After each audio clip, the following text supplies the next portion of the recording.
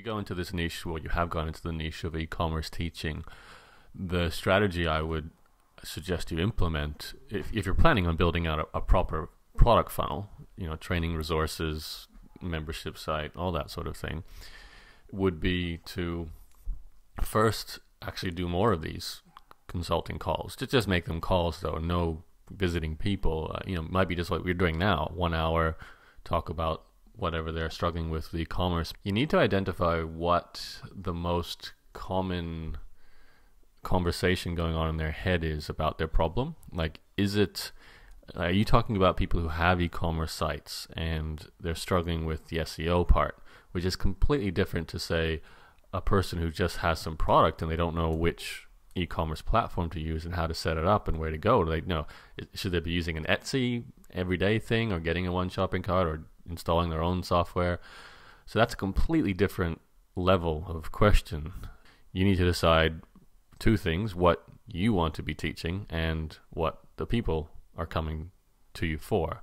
And really, you kind of lean towards the people first, obviously, if you want the traffic and the money out of this. I would suggest, as a short-term goal, and this would be like my advice, go do immediately, is try and get yourself 10 people, talk to 10 more people about this. And you could be open-ended, just say, I'm an e-commerce coach. I don't know, you probably have a better idea of how specific you have to be with what that means to people.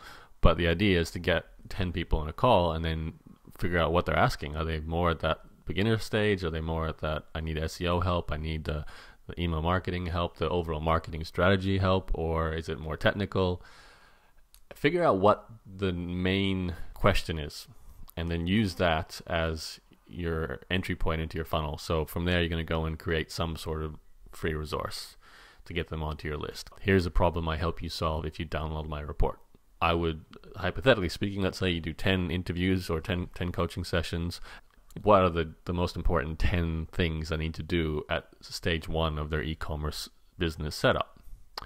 That will be the most important thing. So that's when you go and produce I don't know if you prefer to do video or create a written report, even an audio series. I would obviously do a report. That's my kind of thing. I find they generally do better. And I would actually make this easy for yourself by creating the report by writing articles to your blog first. So if it is 10 things to do for your e-commerce site when you first start, write 10 articles, grab them, put them into the report as your 10 chapters, put some pictures in there, and throughout the report have links saying, if you want a one-on-one, personalized consulting session with me about this, click here. That's where they have the buy link to buy some time with you. And then get as much data from people as you can. Be clear about your positioning in this e-commerce space. The clearer you are with that, the more people come to you naturally. I mean, you can do the SEO and you can do the pay-per-click, but when it comes to conversion at your site, if the message is that specific, you're going to have a much easier time getting them onto your list and a much easier time buying your entry products. And it also gives you the most important thing, which is the language they use to describe their problems to you. And that gives you the words to then use when you're describing your offer. Your headline in your landing page or your pop-up for the opt-in box, whatever it is you have. Look for trends. You're going to find people are saying the same thing, maybe using different words, but you want to capture both the words and the problem behind the words, because the words will be the copy you use and the problem is what your offer is in your products. And from there, pick a product you want to make afterwards. I'm a big fan of membership sites. A very simple funnel will be: do a webinar, have a scarcity offer into your membership site, create the first module in the membership site, but not the rest of it, and then build it out as you have your first paying customers. And by the end of the year, you could have a profitable membership site and a funnel done. Tricky part of this will be getting the most leverage from your time, like picking the right activities to go for. That's why I suggested you write the report as blog posts first, because then you're killing two birds with one stone. The pitfall is sticking to a plan, building this funnel, focusing on content that gets people into the funnel, and you can play with the ideas, but once you've got that cash flow from the basic funnel set up, the great thing about it is when you do play with the ideas, it still brings people into that funnel. That's the kind of the situation I'm in, I guess, is and I'm building a product funnel myself this year.